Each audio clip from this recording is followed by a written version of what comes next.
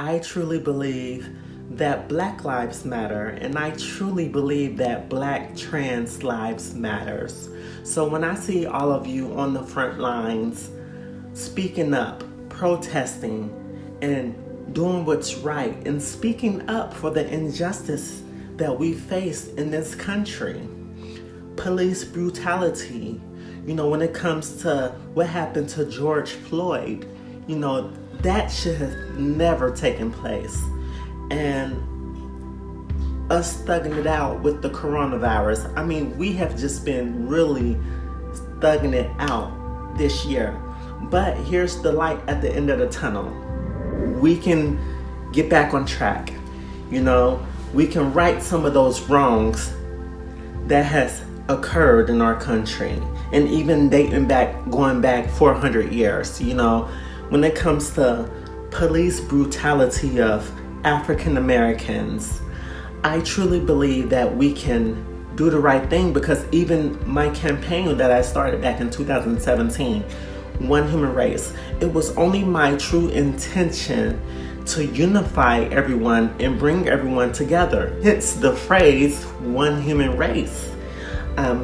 I wanted to unify our country. I wanted to bring our country together and stop all of the, bickering and all of the division that we have to face. I truly believe that we can do the right thing. My faith tells me that there is light at the end of the tunnel. We just have to want to do what's right. So with that being said, kudos to Black Lives Matter, to the protesters that's on the front lines, white, Black, Latino, everyone, all hands on deck, on the front lines, protesting and speaking up for all of the injustices that plague our nation. 2020 is a year where we celebrate all of our accomplishments. 2020 is a milestone year where we celebrate all of our achievements. So with that being said, let's do it. 2020 is not over with yet. So there's always room for improvement. We can get back on track. It's never too late to do the right thing. And like I said once before, what's fair is fair, and what's right is right, and when you're wrong, you're wrong. Now, our current administration has shown us that we cannot look for any leadership, to unify our nation. So with the Pam Rocker administration, I would bring us together. I really don't believe that we need a white man leading this country in the year 2020. I feel like it's taken 20 steps backwards, and we need to be moving 20 steps forward. And I get up every day and I face some true adversity. When I walk out my door, I always have to ask myself, am I going to be treated with respect and dignity, or am I going to be discriminated against just because of the color of my skin? Or I'm going to take it a step further, because I'm trans. I have to always ask myself, am I going to be treated fairly? Am I going to be treated equally? And the more questions that I ask myself that I really feel I shouldn't be asking myself, being 37 years old, living in the greatest country on the face of this planet. So we have some things we have to work on.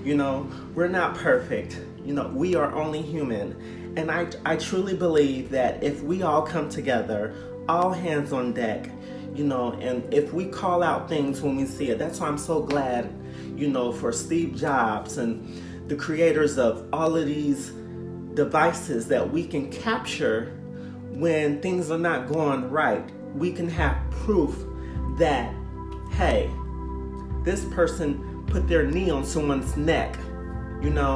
What happened to George Floyd should have never have happened. It shouldn't have happened 400 years ago, and it shouldn't be happening in this year of 2020. So with that being said, I suspended my presidential campaign earlier this year in February because, I feel like there's still some work that needed to be done before I can really push an agenda to bring us together. So it doesn't mean that I give up. It doesn't mean that I stop doing the right thing. It doesn't mean that I give up because my voice is not being heard. I have something to say and I have something to offer, just like we all have something to say. And to all of my protesters in all of our great cities across this country, and even reaching out to London, Sydney, Australia, places have been protesting for America, for Black Lives Matter, because we truly matter.